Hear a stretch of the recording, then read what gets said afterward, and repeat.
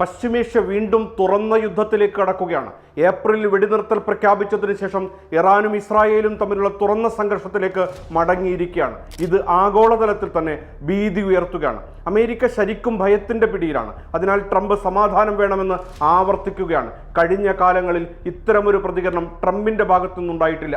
ലബനാനിലെ ആക്രമണങ്ങൾക്ക് മറുപടിയായാണ് ഇസ്രായേലിന് നേരെ ഇറാൻ ശക്തമായ മിസൈൽ വർഷം നടത്തിയത്.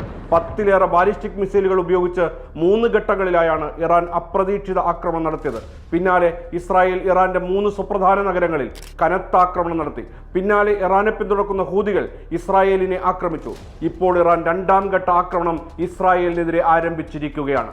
ഇരു രാജ്യങ്ങളോടും സംയമനം പാലിക്കണമെന്ന് ട്രംപ് ആവശ്യപ്പെടുന്നുണ്ടെങ്കിലും അത് മുഖവിലേക്കെടുക്കാതെ ഇറാനിലേക്ക് ഇസ്രായേൽ അതിരൂക്ഷമായ ആക്രമണം തൊടുത്തുവിടുകയായിരുന്നു. ആക്രമണം തുടങ്ങിയതോടെ തെഹ്റാനിലെ ഇമാം ഖുമൈനി അന്താരാഷ്ട്ര വിമാനത്താവളത്തിൽ നിന്നുള്ള സർവീസുകൾ റദ്ദാക്കി. ഇറാൻ ആക്രമണത്തിൽ ഇസ്രായേലിൽ ആളപായം റിപ്പോർട്ട് ചെയ്യപ്പെട്ടിട്ടില്ല. വ്യോമതാവളത്തിനും സമീപത്തെ കെട്ടിടങ്ങൾക്കും വലിയ നാശനഷ്ടങ്ങൾ സംഭവിച്ചതായാണ് റിപ്പോർട്ടുകൾ. ഇസ്രായേലിന് വലിയ തകർച്ച നേരിട്ടതായി ഇറാൻ മാധ്യമങ്ങളും ചില സ്വതന്ത്ര മാധ്യമങ്ങളും റിപ്പോർട്ട് ചെയ്യുന്നുണ്ട്. ഇറാൻ ആക്രമണത്തിന് തിരിച്ചടിക്കരുതെന്ന് ഡൊണാൾഡ് ട്രംപ് നെതന്യാഹുവിനോട് ആവശ്യപ്പെട്ടിരുന്നു. ഇത് നെതന്യാഹു അംഗീകരിച്ചതായും റിപ്പോർട്ടുകൾ ഉണ്ടായിരുന്നു. ഇറാന്റെ ഏറ്റവും പുതിയ മിസൈൽ ആക്രമണങ്ങളെ തുടർന്ന് സംയമനം പാലിക്കാൻ ബെഞ്ചമിൻ നെതന്യാഹുവുമായി സംസാരിക്കുകയാണെന്ന് ഡൊണാൾഡ് ട്രംപ് പറഞ്ഞതായി ആക്സിയോസ് റിപ്പോർട്ട് ചെയ്തിരിക്കുകയാണ്. സംഘർഷം ശാശ്വതമായി അവസാനിപ്പിക്കുന്നതിനായി ഇറാനുമായുള്ള കരാർ പ്രാബല്യത്തിൽ വരാൻ പോവുകയാണെന്നും പുതിയൊരു സംഘർഷം മൂലം നയതന്ത്ര ശ്രമം ഇല്ലാതാക്കാൻ ആഗ്രഹിക്കുന്നില്ലെന്നും ട്രംപ് പറഞ്ഞു കഴിഞ്ഞു.